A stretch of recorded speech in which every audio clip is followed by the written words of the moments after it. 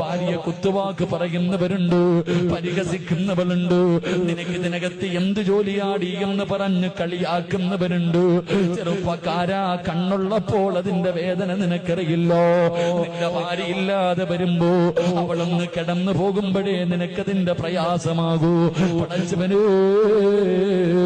നിന്നെ കൊണ്ട് കഴിയുമോ രാവിലെ എഴുന്നേറ്റ് ഉറങ്ങുന്ന മക്കളെ വിളിച്ചുണർത്തി മദ്രസയിലേക്ക് പറഞ്ഞു വിടാറ്, തിരിച്ചു വരുമ്പോ അവർക്ക് കഴിക്കാനുള്ള ഭക്ഷണവും എടുത്തിട്ട് ഉച്ചയ്ക്ക് തിന്നാനുള്ള ഭക്ഷണവും തയ്യാറാക്കിയിട്ട് അവരെ കുളിപ്പിച്ച് സ്കൂളിലേക്ക് പറഞ്ഞു വിടാറ്. എന്നിട്ട് സ്വന്തമായിട്ട് കാപ്പി ഉണ്ടാക്കി കഴിക്കോ. ഉച്ചയ്ക്ക് നിന്റെ കൂടപ്പറപ്പുകൾക്കും വീട്ടുകാർക്കും ഭക്ഷണം ഉണ്ടാക്കോ. ഒരു ദിവസം ഒന്ന് ചെയ്തു നോക്ക് ചെറുപ്പക്കാരാ. ഭാര്യയുടെ കയ്യിൽ പിടിച്ചിട്ട് സമ്മതിക്കുമടാ പൊന്നുമോര്. പടച്ചവനെ, എനിക്കും നിങ്ങൾക്കും ഒരു തലവേദന വന്നോ നമ്മൾ 4 പേരോട് പറയുമല്ലോ. പക്ഷേ നമ്മുടെ പ്രിയപ്പെട്ട ഭാര്യയുണ്ടല്ലോ,